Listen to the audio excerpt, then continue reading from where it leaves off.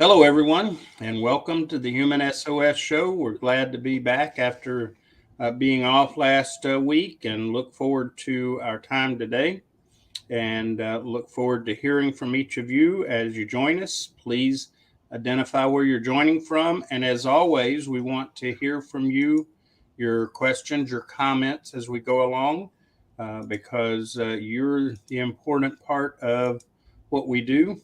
And so look forward to it. Anton, you want to open up our topic for the day? Good morning, everybody. Thanks so much for joining us, Kevin Sam. We always appreciate the audience and appreciate your engagement. Before we dive into, the whole presentation, I want to ask the audience a question. As you're joining in, always let us know where you're first of all, where you're joining from, but also the main question is, what kind of sources of burnout do you see in the workplace? Like, what are some of those reasons why workplace makes people become burnt out? In your experience, there's no wrong answer because it's all what you've seen and what you've done. But that's what we're going to be talking about, some of those sources today. And then towards the end, we'll talk about how that's not the complete picture, right? No matter what answers we say, no matter what things we come up with as a group today, we are going to add on a little bit more perspective down the road. So just think to yourself right now, what are some of those sources, and start typing them in, and we'll discuss, why that could be causing burnout. So definitely want your engagement. But that's the topic of our show today. We talk a lot about stress, and burnout is the hot topic for the last, 5, maybe 10 years. Um, and I believe that World Health Organization is, diagnosed the listed burnout as like an actual condition, a few years back. So it's become more real in people's minds. But I do believe that we're definitely not doing enough. And before we even dive into talking about all these different things, the reality is we're very reactive with burnout. It's not until we get to a point where we start feeling a lot of negative side effects that we start to actually say, I need to do something about this stress. If we want to win the battle with burnout, we're going to have to change our approach as society.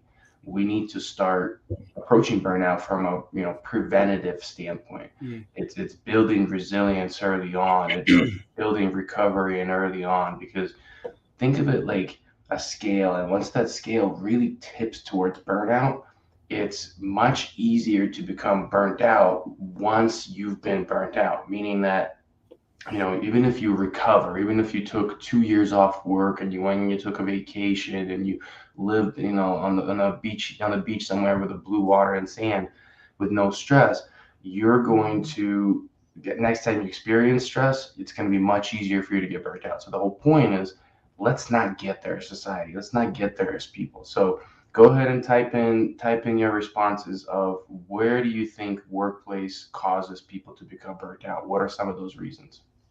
And want to shout out to Rick and Zaid and Eunice. Glad to have y'all with us today, and look forward to hearing from you as we have the topic. And Rick has already expressed an answer to the question. He says his is overworking staff instead of adding new staff. So source there. Rick, And when you say that, do you say overworking within the working hours? Are we talking about, like, basically working a lot of overtime, or it's maybe just the working hours are not necessarily extended, but the workload is expected to be much higher and the output is expected much higher? If you don't mind, kind of clarify that one, because we can take it a few different ways.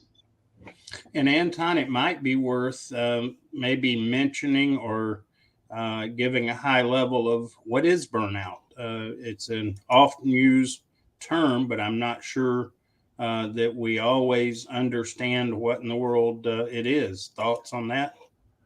Absolutely. Burnout, we can look at it in two ways, mentally and physiologically, right? Everything we talk about on the show always has two components. It's what's going on in our mind and our thoughts and things like that, and what else is going on chemically inside our body. Burnout is going to be where we don't have the right amount of chemicals in our system to do the functions that we need to be doing at the level we need to be doing them, right? So you may be losing motivation. That's a sign of burnout, right? But this one particular chemicals that we're talking about is dopamine.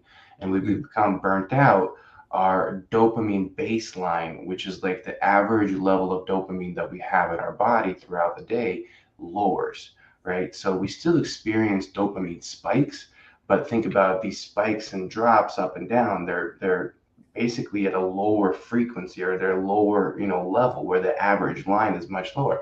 And then motivation, your focus, your confidence, all these things go away. But ultimately, you no longer desire to do the things that you need to be doing, right? Whether it be work related things, whether it be parenting, whether it be self care, working out, eating well, doesn't matter. Wherever it came from, wherever burnout came from, it's not just going to impact that area, it's going to impact everything across the board. And the other aspect, the other main, chemical that we talk about is cortisol. Cortisol is our stress response hormone. It's responsible for many different functions in the body. Example, setting our circadian rhythm, and working with melatonin to accomplish that. But it becomes to a point where it has been high for so long, our body starts to underproduce it, and not make enough of it. And that creates a whole lot of set of issues like immunity issues and, mental health issues, all sorts of stuff starts to come up from it. So ultimately, to me, burnout, in a very simple sentence, what I said, not having the desire or ability even to do the things that you should be doing at the level that you need to be doing them at. Great. That's good info because, again, a lot of conversation that involves the term, but just making sure we're on a common ground. Want to welcome Sharon and Alejandro and Jeremy. Glad to have you with us today. Look forward to hearing from each of you. And let's see. But Kevin, even before we dive into the comments, I mean, since you kind of brought up this burnout thing, I want to mention one thing. What else, you don't have to have a scientific background to know that there's something else that's very common in our society where people don't have desire to do things. Does anybody or yourself have an idea of what that might be? What do people get diagnosed with is all of a sudden you have no desire to do stuff? I think of depression. Bingo. Yeah. So this is why this conversation is so important, because in my opinion, I'm not a doctor, but I've worked with hundreds of people in my life, and I've helped a lot of people with quote unquote depression. I didn't help them with depression, I helped them with burnout, but it reduced the symptoms of what they were experiencing, so they're no longer diagnosed as depressed. Well, what does that tell you? Many people being diagnosed with depression are not actually clinically depressed, they have burnout. But the symptoms and how doctors would check for it, it's just a conversation, right? And then they're like, oh, you feel down, you don't feel motivated, you must need, antidepressants because it's so common today. Well, no, burnout is way more common. So just something, if you ever hear people talking about that, this is our audience, let them know, how's your stress? How are you doing with things like that? And see if maybe burnout is the culprit there, which in reality is actually easier to fix than depression. Depression is a very tough thing to deal with when it's a real clinical depression. When it's something that's stress related and burnout related, that's 6 months of self-care and you can be out of that situation. The symptomology is similar and could be easily confused with each other. So let's see here. Back up and to Rick clarifies his comment. He says that he's talking about tons of hours over the normal 40. People love the overtime money, but it gets taxing after a while. Mhm. And that's an interesting, I love that he said people love overtime money, but it gets taxing, right? Burnout can happen even if you're enjoying what you're doing, right? Even if now it's more likely to happen if you're not enjoying what you're doing, but it still can happen if you're enjoying what you're doing. Even this, a lot of people are like, there's what does it say? Pursue your passion, you'll never work a day in your life. And everybody makes it seem like, it's all going to be rainbows and unicorns. No, you can pursue your passion and still get burnt out if you're not taking care of yourself, if you're working more than 40 hours, right? And it's just tough because we've proven scientifically that working people longer does not actually equate better productivity overall, especially past like 50 hours, 50 to 55 hours, which many people still do that. Your output is less than it would have been at 40 hours over time consistently, right? So it's very common, Rick, unfortunately, and as much science as we have, that is such a spot on point of just crazy overtime. And then Sharon weighed in answer to your question, says that so you burn out many times when people are overwhelmed because the company gives them too many jobs to do and won't hire anyone else to do it. So instead of three people doing the job, it's put on one person and it gets too much for them to do and they feel overwhelmed.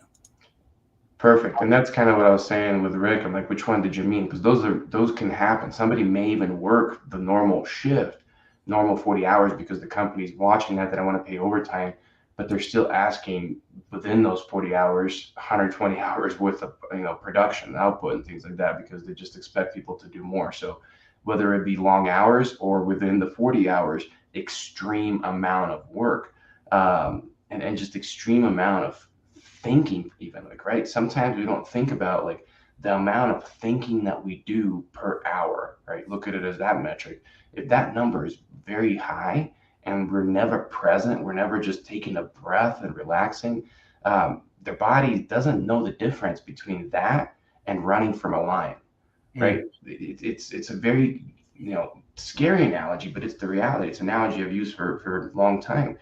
It doesn't matter to your system, to your brain, whether it's thinking all the time at a high level, high rev rate, Mm-hmm. or there's a lion chasing. It's the same chemical imbalances occur, same chemical responses occur that cause those imbalances. So that's a really good point. Well, and as we are talking about sources, I think one of the factors that affects a lot of us in the area of burnout is the misalignment in what we do versus what we are designed to do.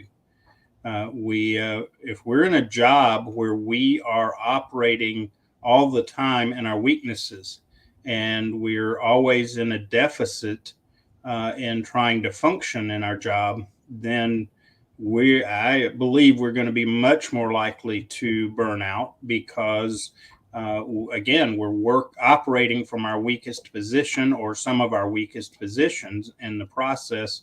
That takes a real toll on us mentally, emotionally, physically, even depending on the job we're in, and so on. Let's see. Jeremy makes a comment, says when you mix it up, it does limit burnouts. I'm not sure I'm following you there, Jeremy. Did you pick up on the comment, Anton? I think maybe he's talking about my comment about passion and pursuing Okay. your passion. And if that's the way you're going, absolutely, right? Like, Yeah. we are less likely to burn out if we are doing what we love doing at the same capacity, same output level versus something that we don't love doing, right? Right. Um, but that's not to say that we still can't get burnt out if we're doing what we love, or, if we love what we're doing. It's just protects us a little bit, right? Because our perception of the stress that we experience is half the battle, right? So a lot of times when you're stressed out, when you're feeling overwhelmed, I want you to slow down, get grounded, and take a look at what is the perception that you're having around the stress? What are the stories you're telling yourself, right? Like, and it's simple things. We've talked about this a few years ago, but switching the terminology that you use to describe your experience sometimes changes the way that your body experiences that experience, right? And the words have to and get to, right? Like, that perspective in our head, that's a little helper.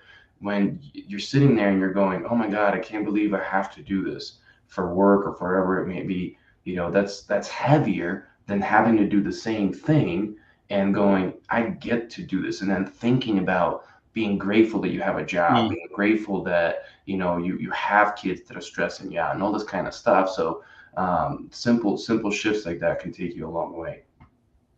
Definitely. And I know that this problem is pervasive because part of what I have people approach me in regards to, I work with field leadership a lot and frontline managers, and there are a lot of companies really concerned that their frontline or field leadership is always on the verge of burnout and trying to identify why and how and what to do about it. And it is really becoming a greater problem all the time.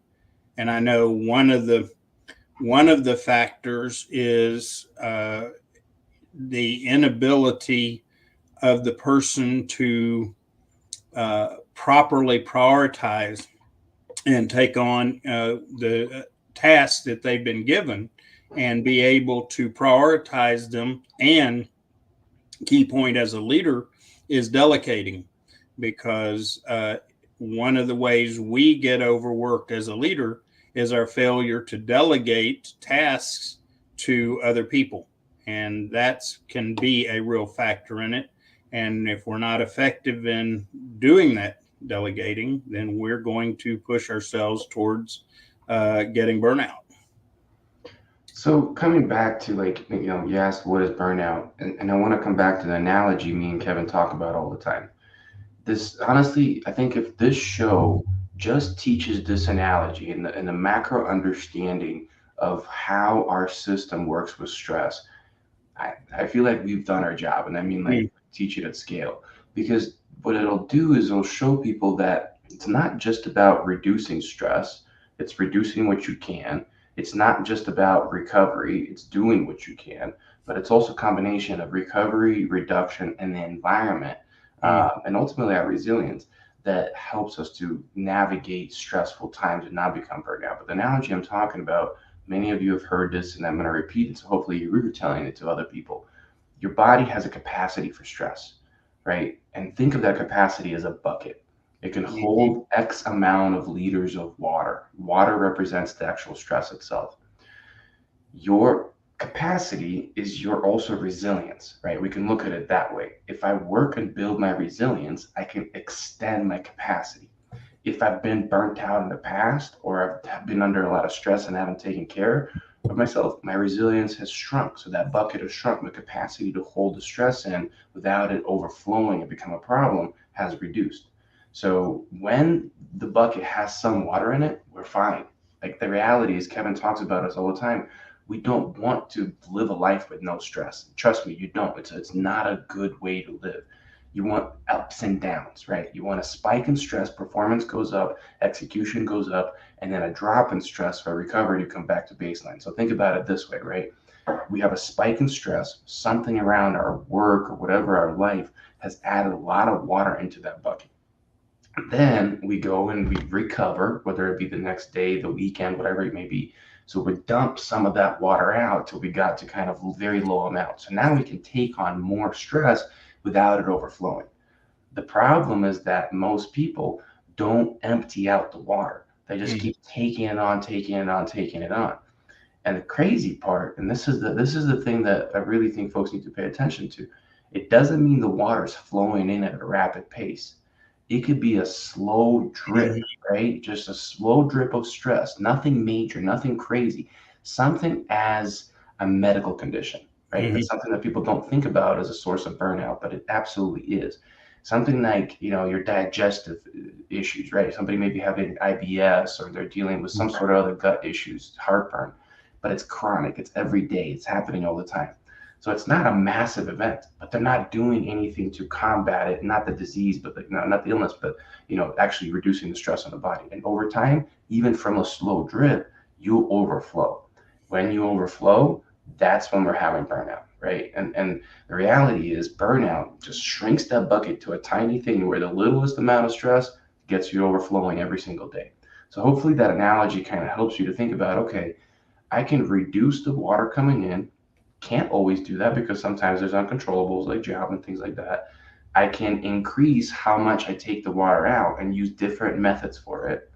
I can look around my environment and see what things contribute to the inflow of stress that's not even up to me. And then ultimately, I can work on my resilience to have better capacity. So that's in a nutshell what burnout is to us.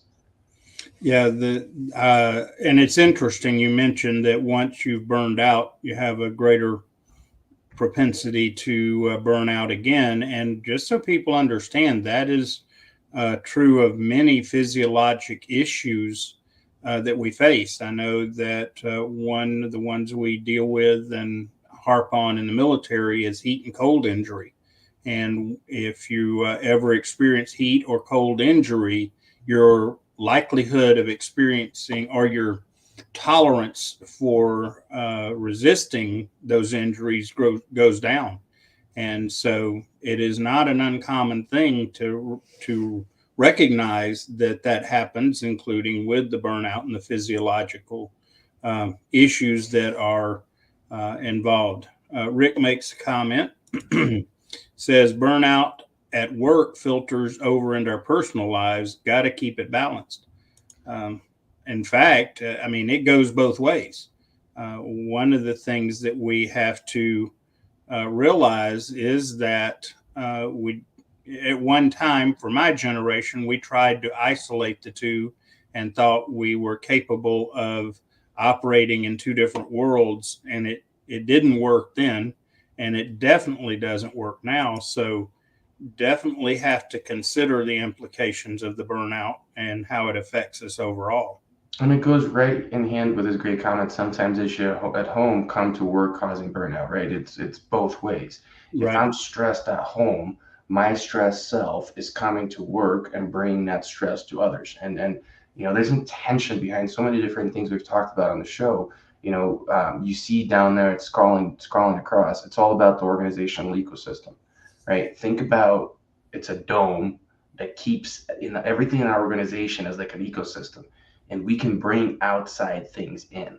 It's a valve, right? So we can bring that stress from work in, and unless we do something to take it out of that system, focus as an organization on actually decreasing it somehow, it just keeps living in there, and then it keeps building, and it keeps getting worse and worse and worse. So we'll talk a little bit more about that toward the end of the show, because you are spot on. Some other things that I want you guys to kind of expand your mind and think a little bit bigger than just the work itself, hours or workload. Think about some other things that happen in the workplace. And I'll give you an example. So I'm in change management. I've been working in change management for a while. That's one of the biggest causes of stress that I see in the workplace.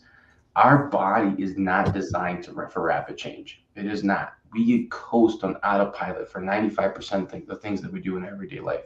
And when you're constantly making your body make these shifts, rapid shifts, without proper preparation and training or whatever it may be, support in general, um, then that creates massive amounts of stress, right? That's an example. Another example I would give is uncertainty, poor communication from leadership that puts Mhm. people into uncertain environments.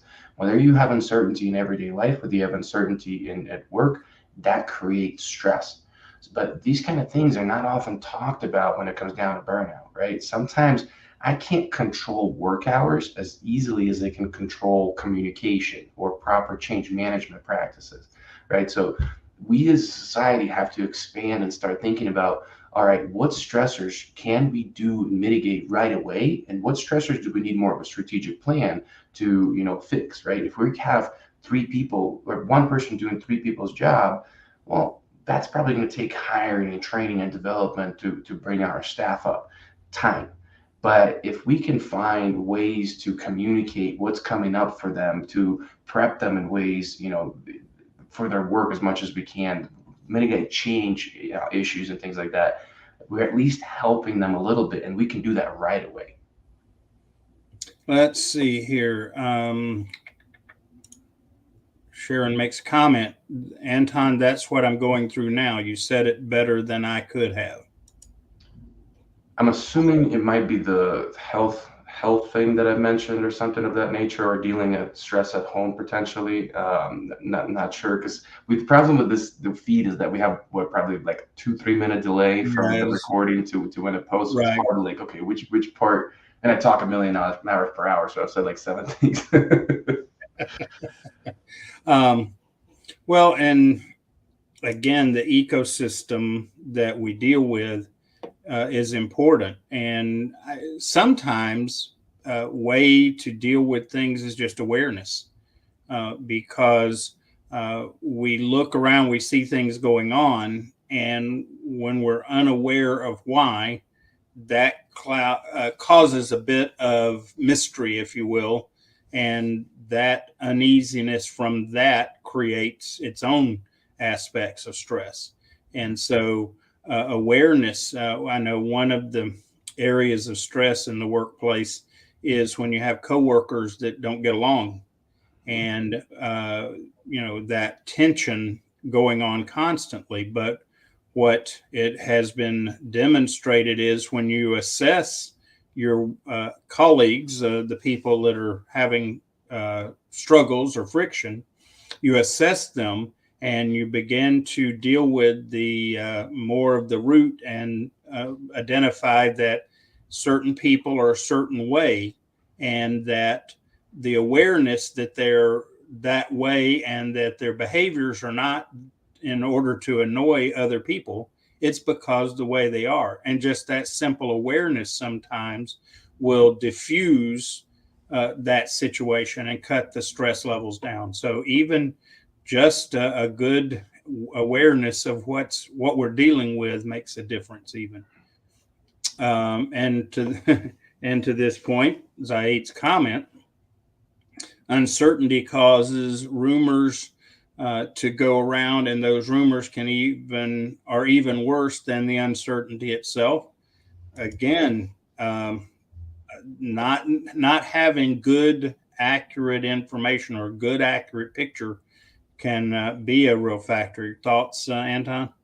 Yeah, absolutely, right. Our brain is going to fill in the gaps. That's what our brain does. And it's going to fill in the gaps on best information possible that it has at its disposal. But if our brain's already in a burnt out state or we're just stressed as people, chances are that informational gap being filled in with positive information is low, right? It's probably going to get filled in with worse information than reality is, and exasperate the problem into something bigger, right? Like it's when Kevin talks about seeing a dragon where it's actually a lizard, and Mm, that's what rumors will do, is they will create dragons all over the place. And that's why change management communication is very important part of change management. Like that's why change management is one of the things that we focus on right here as part of stress. The other one is performance management, right? That's another one that is super stressful. People show Statistics have shown that traditional performance management actually lowers performance because mm, people are scared all the time. They're coming in for this once a year, once every two, twice a year conversation, but they don't have awareness around what to expect. They don't have awareness of what the leader has seen from them and things like that because they haven't been coached properly, right? So they're filling in gaps about their own performance with information that's probably not accurate, and they're filling in with dragons instead of lizards. yeah, the old phrase of "we need to talk." Mhm. Uh, our very very few of us go, "Oh, well, that'll be nice." Most of the time, we're going, "Oh no, what have I done?" And same issue, same mindset. Jeremy has a comment. I have learned prior to burnouts that when you take on too much work responsibilities in combination with dealing with too much personal responsibilities, it tends to change your mindset, in which does a domino effect that fuels the potential for burnouts. And Sharon's is clarifying stress at home and then at work, and that's once again both reiterating the same point, right? Come back to that bucket. Imagine the world that we live in right now, especially in the organizational realm. It's like they're seeing half the picture. Here's work, here's life. They're not seeing the life part of all the water contributing from that side into that bucket. We're only seeing the work stuff, and only work. It's a minimal amount of what's actually contributing. So we're only looking. Say there's 20 sources of water pouring in.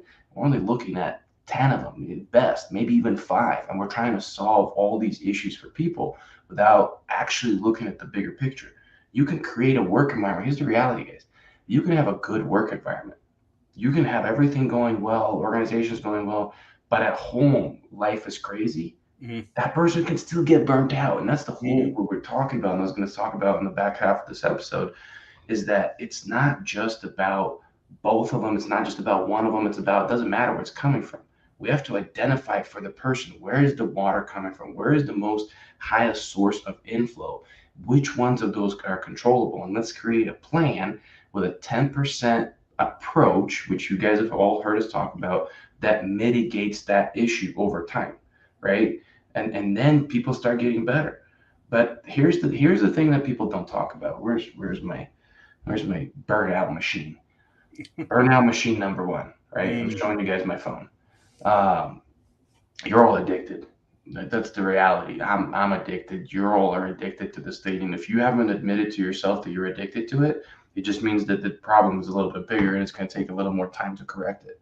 I will challenge you to look at your phone and set a time limit of less than 3 hours a day total on your telephone, right? And then go to your settings, go look at screen time, records, and see how you're doing. You might be surprised right now. You'll see you've got 6 to 8 hours on there. Then try to slowly cut it down to 3 and see how hard it is and see how many excuses you're going to make in your head of why that's not okay. But logically thinking about why do I need more than 3 hours in that phone unless I'm obviously doing work on it? I don't. But I fail every single week trying to get to that number. And finally, I'm like, wow, I have a real problem. And I'm telling you, like, this is what work doesn't talk about because it's not fun. It's not that exciting thing to talk about, that makes people feel inspired about burnout. It's about doing and taking action against something that you are addicted to, and that is your phone. You want to talk about another thing that you're addicted to? Food. Food contributes to burnout.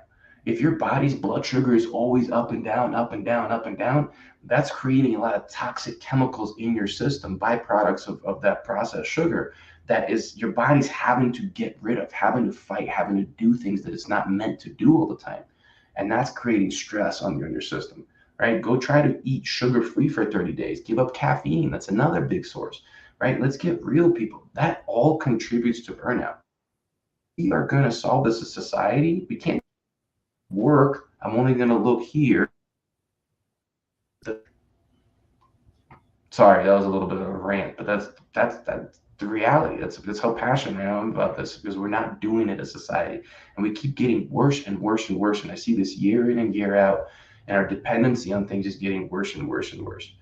And we keep going. Bad bosses to blame. Bad bosses to blame. Not always. That's the unfortunate truth. It's not always the bad boss. It's not always the bad work environment because we keep trying to talk about, like, I've seen so much positive change in work environments. Like I have in the last 20, been around 20 some years in the workforce, like that it's gotten way better. That's the reality. Overall, it's gotten better. Do we feel like it's gotten better? I don't think so. On average day, we don't. Well, and key thing is look for the roots. So often we look at the symptoms and rather than the roots.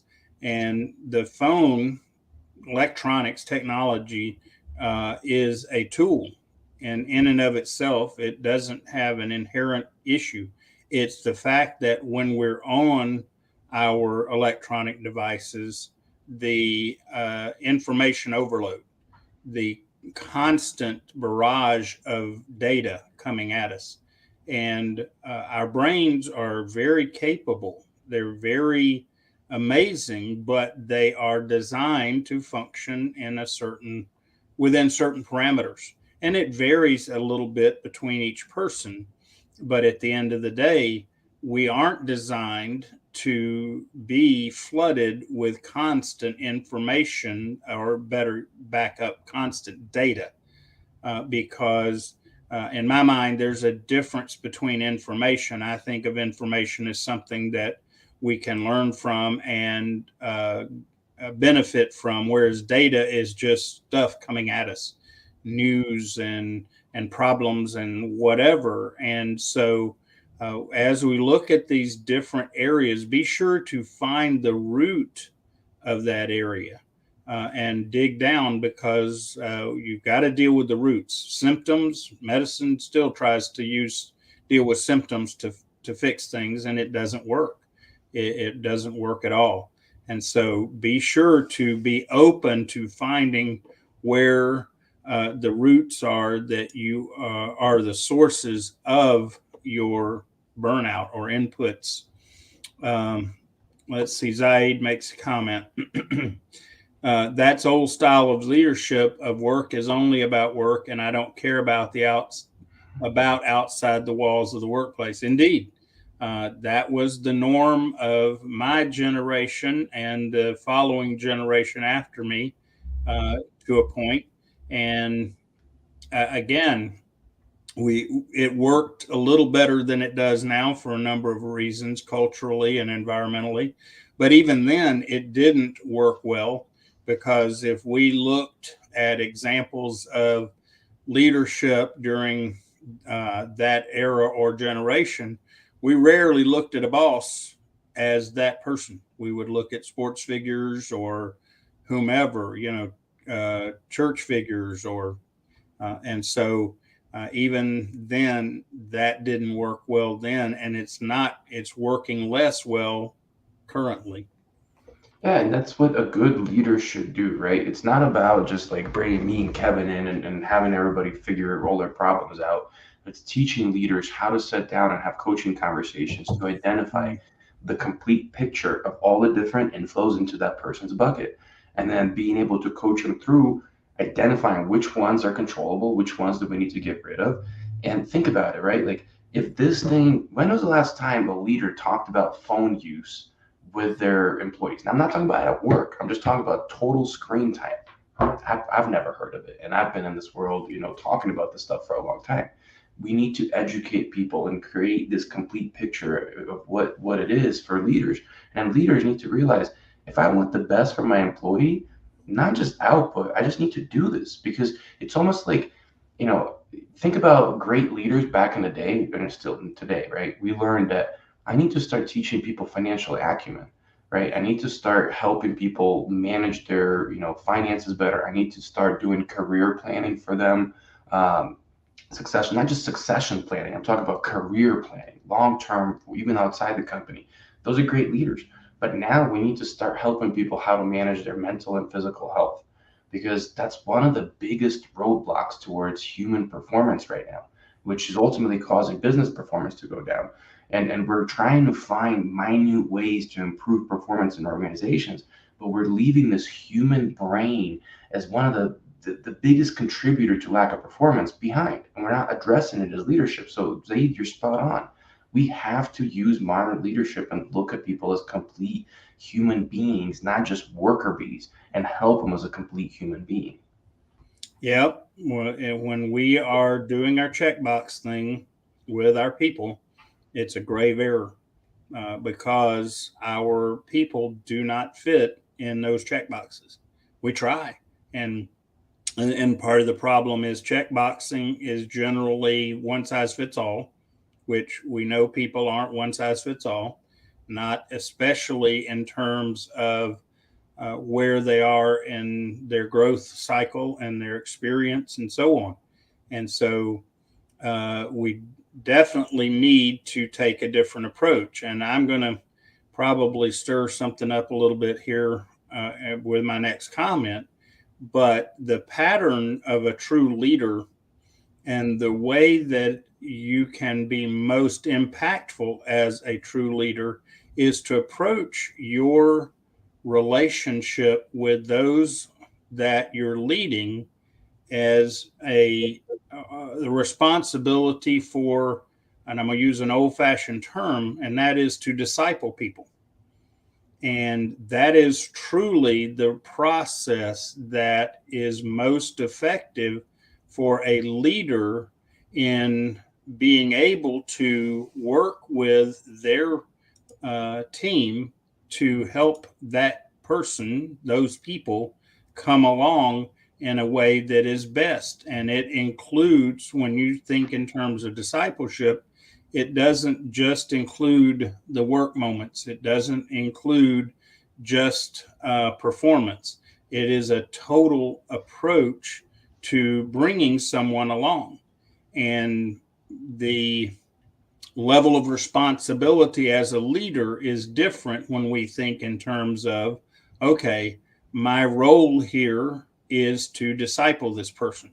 And again, I know some people are going to maybe get up a little unhappy about the term because of some of the connotations, but that is the reality of how we as leaders need to approach working with our team members.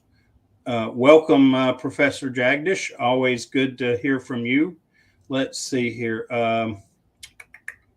Zaid makes another comment. In the Culture Code book in the US, we equate this movement of being busy as doing something as we're healthy.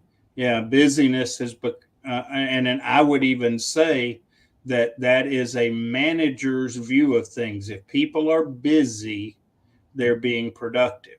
And that is so untrue. Uh, and yeah, uh-oh, did Took you get like an called addict. I needed to check my phone, Zaid. out? So, Anton, your thoughts on busyness?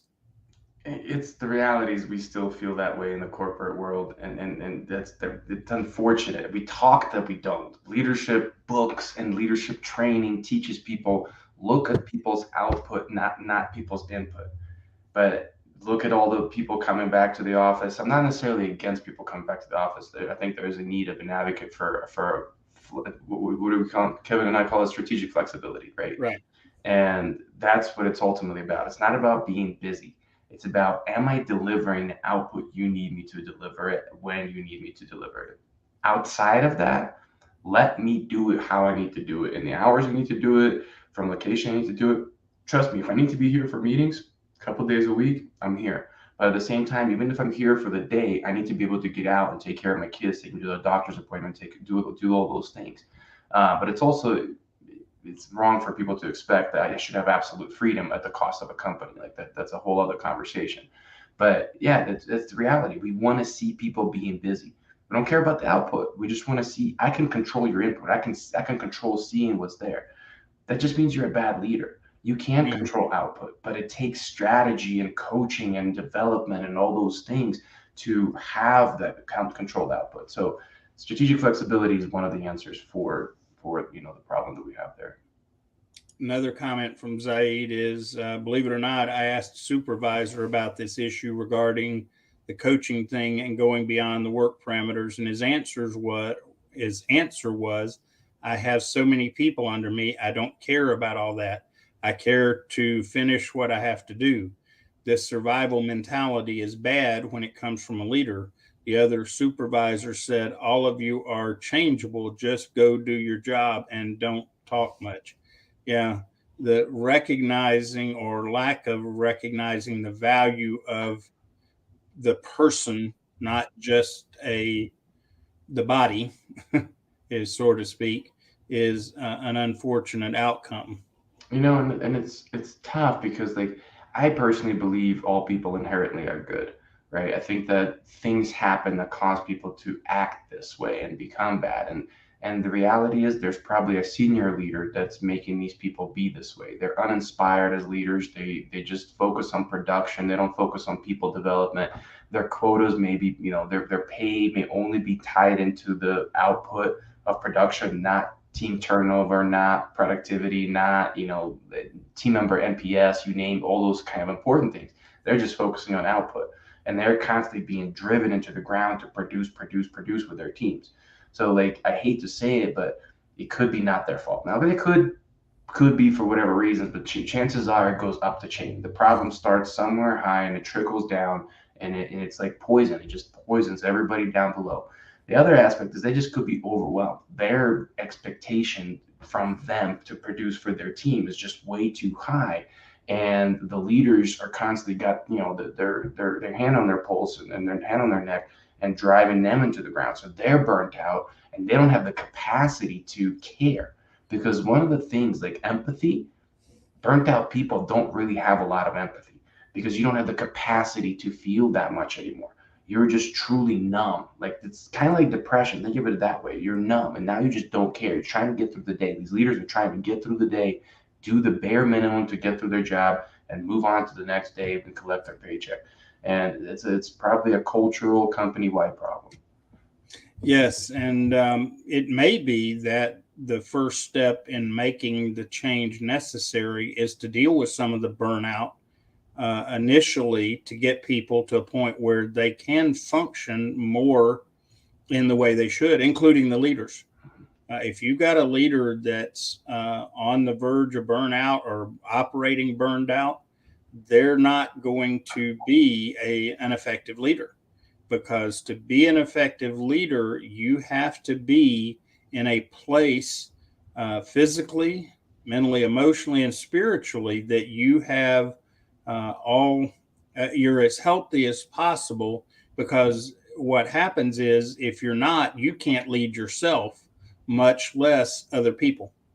And so in some cases, the necessary change is to somehow push the pause button, do something to address some burnout issues first, then be able to consider, okay, now that we've helped people work through and begin to function in a more uh, optimal uh, way, then we can start talking about how to make changes to prevent it.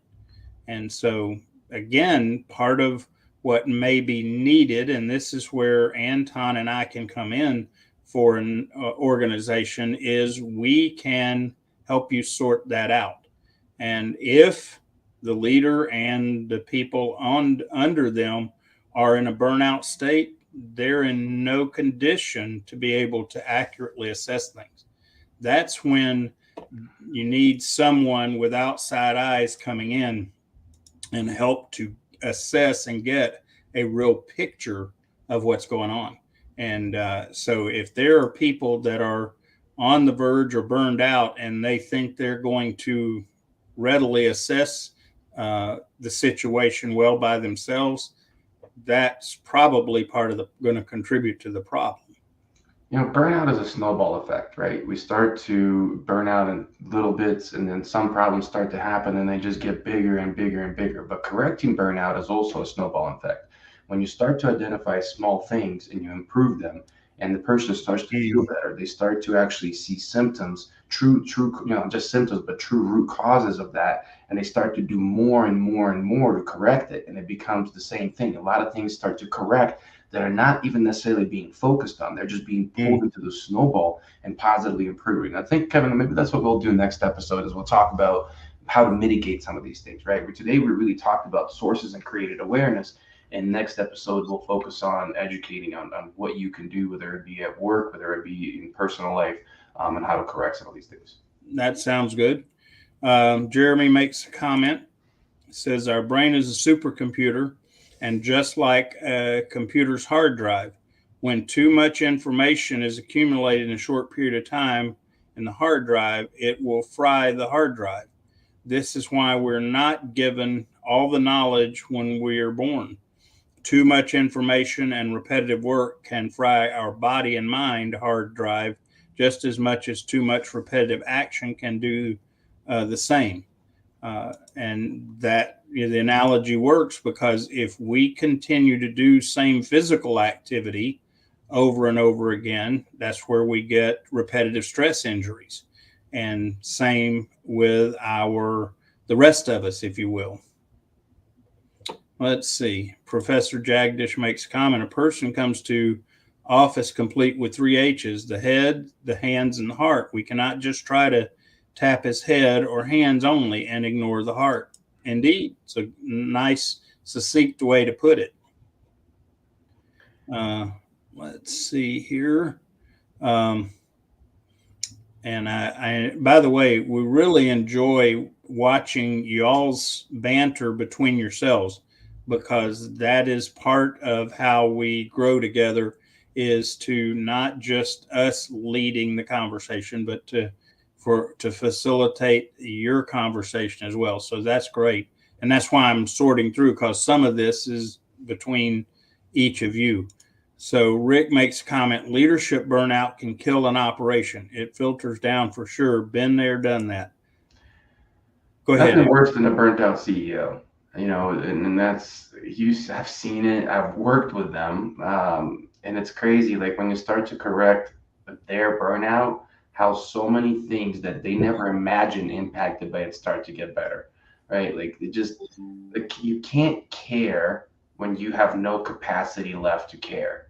And that's what burnout will do to people. And a lot of times people go and they try to take knowledge on how to correct it, right? They try to Professor's head, heart, and hands comment, right? They try to think about maybe the hands. They need better tools as leaders. They need better communication skills. They need better this. The reality might be the head. They just don't have the capacity to care. And we need to restore their ability to care and that capacity. Welcome, Lee. Glad to have you as well. Always good to hear from you. And let's see. And Zaid has shared, apparently he's written a bit about his story and experience. And so it's there in the comments for those to take advantage of. And then let's see. Lee makes an astute sort of comment that uh, the brain is a terrible thing to waste. And what we do when we're in a burnout condition is we waste our brain in ways that is unfortunate and really creates challenges. And so let's see. And he also, brain, use it or lose it. Agree there.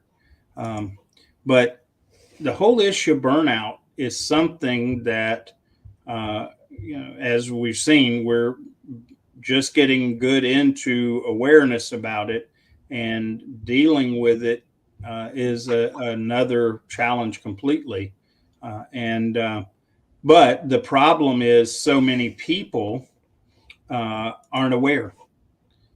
Part of what our issues are today in our culture is that we are operating on autopilot all the time. And when we get that way, when we're only functioning at a conscious level and aren't aware of what's going on unconsciously, we are setting ourselves up for problems. And uh, one of the, in my mind, one of the greatest first steps to begin to understand what we're dealing with burnout is to hit the pause button, whatever that looks like in our lives. And it can be a short intervention, just a walk, go out and walk around and turn your phone off and just become aware of what's going on with you.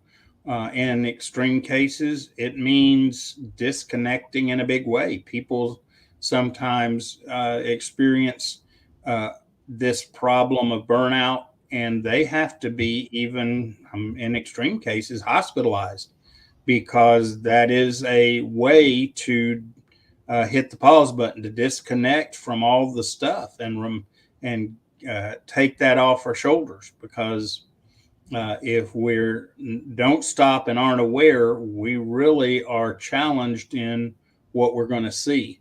And the good news is most of the time it doesn't require hospitalization, but it does require a choice to hit the pause button in our life, whatever that looks like.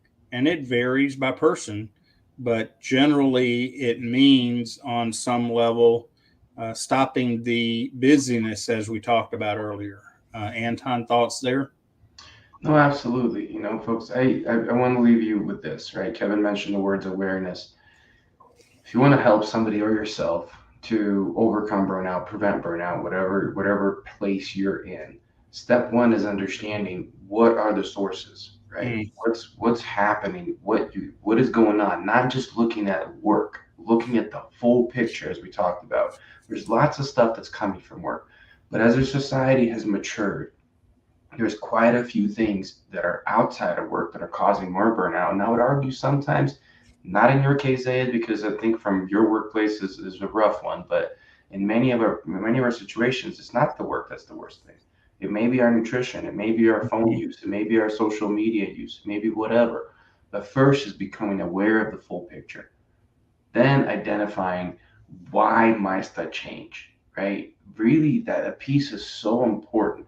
It's not just seeing the like, okay, I want my health to be good. It's really seeing the big picture once again of all the different things that your burnout or getting close to burnout is leading to, and how your life and work and performance and relationships and health, you name it, will be improved. So the what backed by the reason and the why. And then from there, identify one thing at a time Mm. and go after it. Not like, here's a list of 50 different things I'm going to do differently in a month or in a week I'm going to fail. No, just one thing. Create that first little snowball of positive impact and let that thing roll to the next thing, to the next thing, to the next thing until it grows and grows and you have all this positive impact in your life. And when we get down to a root issue, that root can transfer to a lot of different aspects of things. And by dealing with that one root, quite often we mitigate many other things along the way, and thus the snowball effect. they'd ask a question, Anton, if you work in the healthcare sector. So I worked in wellness for like 12 years as a health coach and many different leadership roles and stuff like that as an educator in that space. Now I don't. Now I work in corporate America in consulting. Okay. Let's see. Jeremy makes a comment. Pause, breathe, and evaluate yourself. Doing so does assist with burnouts prior to burning out. And I got to mention again, easy exercise. Disconnect, observe, and then seek out some wisdom in whatever you have observed. Uh, I'm convinced, I used to think that that's something we might only need to do periodically. I'm more convinced that we need to be doing that on a daily basis. And that needs to be a part of our priority and a part of our schedule. I teach leaders, if it's not on your schedule or your to do list, it will not get done. It won't happen. So if you want to make this happen, anything, get it on your schedule. Make sure it's on your calendar, your priority, whatever, because that's a necessary part. So, Anton, next week, then we're going to deal with the ways to address some of these areas of burnout, right? Yeah, we'll dive into corrective actions. Okay. All right. Very good.